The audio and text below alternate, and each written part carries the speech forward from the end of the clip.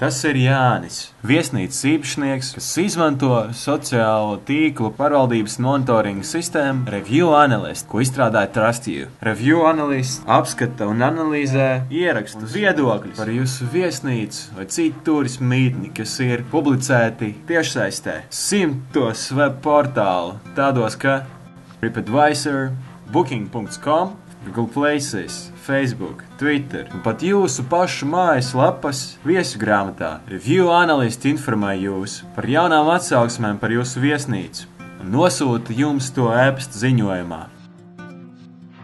Review Analyst automātiski saprot, ko Jāņa viesi saka un pārtulko to vairāk nekā 20 valodās. TrustYou semantiska analīze var identificēt viesu ierakstus un noteikt, vai nu tas ir pozitīvs vai negatīvs.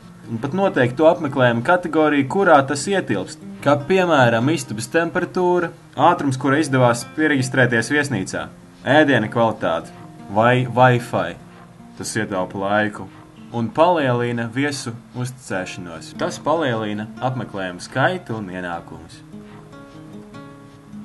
Kā piemēram Oberstraufen grupa, kurai pieder 60 viesnīcu un 40 viesu mājas, izmantojot sistēmu par 85% palielināja pieejamo atsauksmu skaitu. Viens no iemesliem varētu būt arī tas, ka par 45% pieauga uzņēmumu atbilžu skaits uz jautājumiem un atsauksmēm internetu vietnēs. Kā piemērs būtu minams arī Lindner grupa, kurai lielisks pieaugums gan apskatīto ziņojumu skaitā, gan arī atbildēto ziņojumu skaitā.